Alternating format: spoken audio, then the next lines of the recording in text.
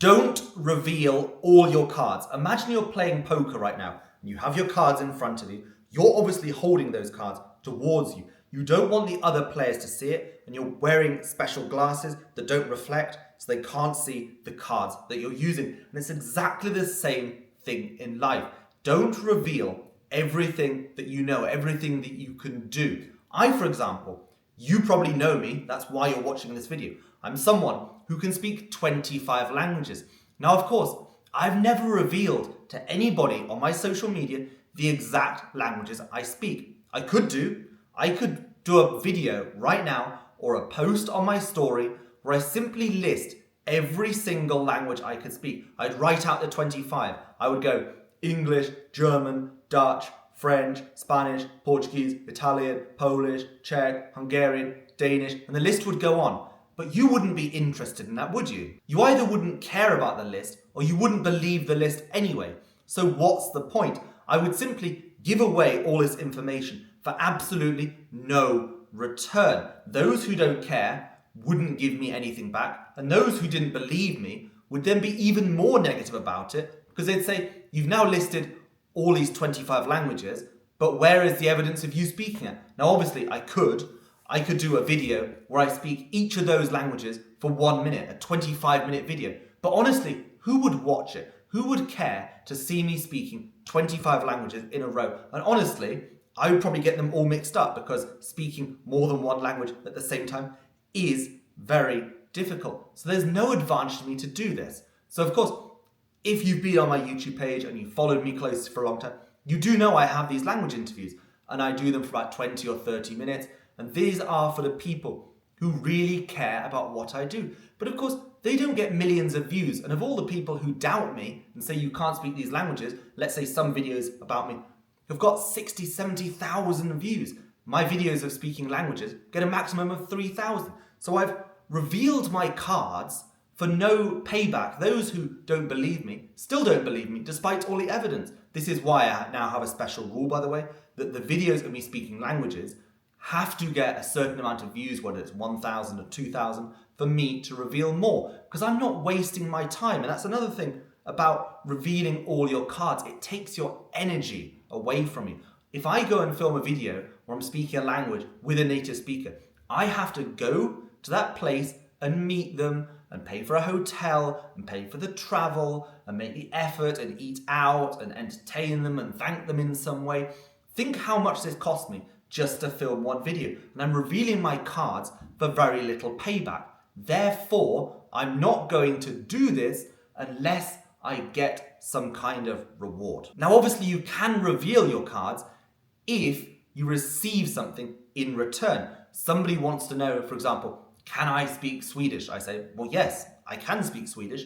And therefore, they are willing to sign up for some kind of language class, or they want to do some kind of cooperation with me, maybe some collaboration with me. They want to work with me, invite me to Sweden, maybe there's some TV show in Sweden. Great, I'll go off and do this. But if somebody tells me, just list the 25 you can speak, why do I owe you anything? And what's more, as soon as I did that and released all 25, the interest and excitement about me as a person would immediately disappear. I've given away all my cards. You can see exactly what is there, and now you don't care. Most people are following me because they want to know which language I can speak. Now that is good and bad in different ways. Obviously, the fact that I'm not releasing it is going to frustrate some people, but what I'm doing is creating a captive audience. I'm creating interest in me. And whilst I've got this captive audience, I can actually help people.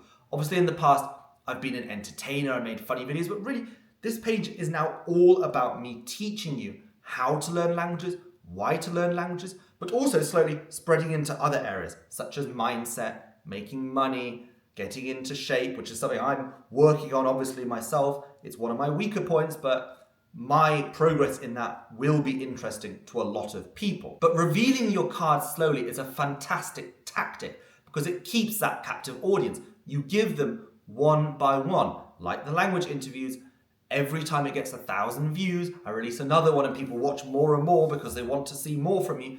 If you just give all 25 away, people don't care. They see it, they don't watch them. Okay, 1, 2, 3, 4, 5, 6, 7. Okay, got them. next. No, keep that captive audience, keep them interested, keep them watching, and keep them excited. Now, many of you might not know this, but 5-6 years ago, I actually spent some time in a jail cell in Norway.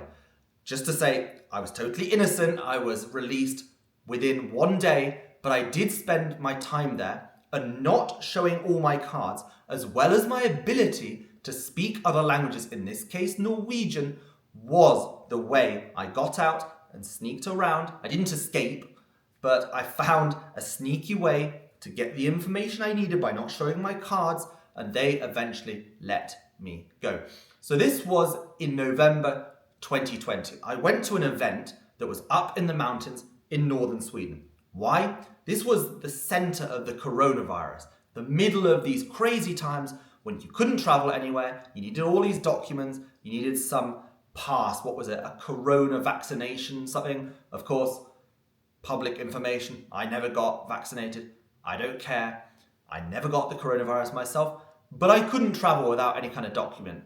Of course, I did have the documents, but the event was held in Sweden for this exact reason. It was one of the only countries in Europe where you could travel to without having any kind of tests, any kinds of quarantines, any kinds of vaccination. You could just go there. So we spent a week up in the mountains in Sweden, working together, training together, building our businesses together. This was back in the old days when I was running the old business, the one I told you about in the last video. If you haven't seen that, go back to that video. It was all about the business I previously ran. I was working on this business and building it and starting to make money. We spent the week together. It was absolutely fantastic.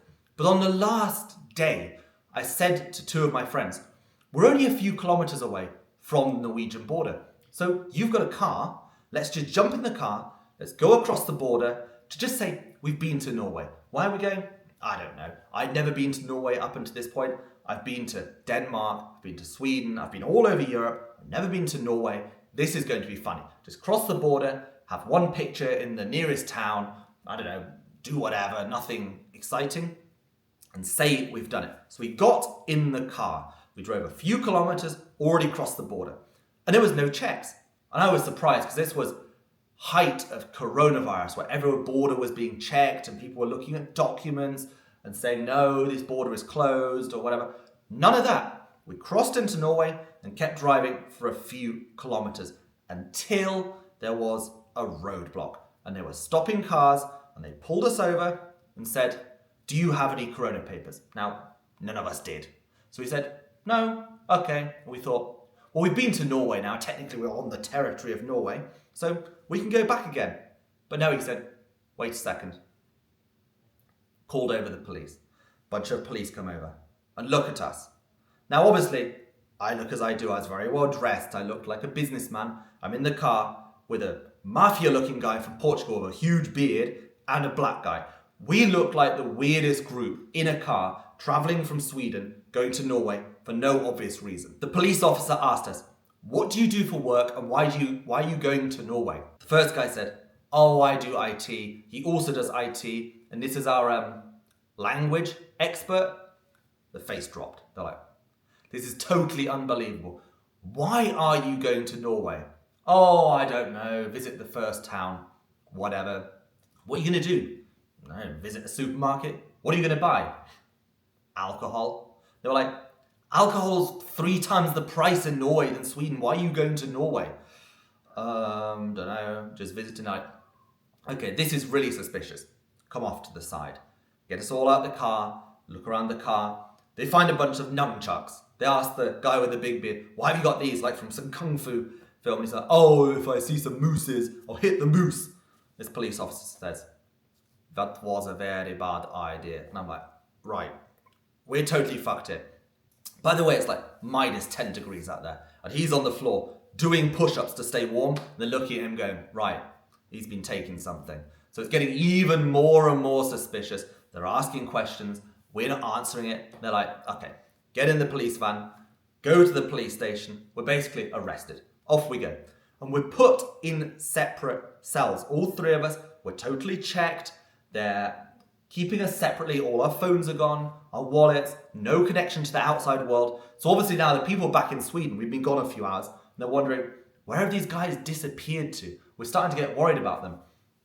We've been in these cells now for about 6, 7, 8 hours, and we can hear the car being taken apart piece by piece. Always a tires coming off, checking in the tires, checking in the motor, looking around the car. Now, obviously at this time, I can tell that they're looking for narcotics. That's what they think we're doing. Why would these crazy people be going from Sweden over to Norway? They're clearly doing something suspicious, so we'll hold them. So the car is coming apart, and they come to ask us questions.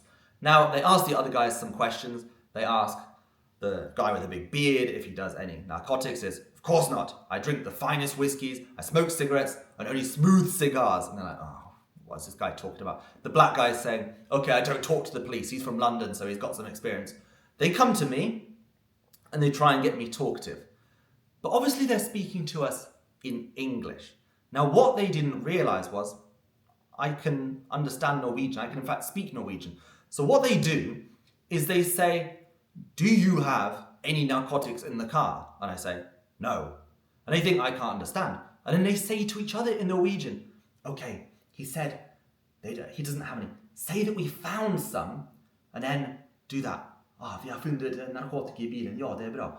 And then they go to me and say, okay, we found it in your car. And I'm like, I don't let on. Again, back to the old story, keeping those cards close to your chest. Don't reveal it. If I'd revealed I could speak Norwegian from the start, they would have played a totally different game. But assuming I couldn't speak Norwegian, they played this game where they spoke Norwegian in front of me, assuming I couldn't understand a word they were saying.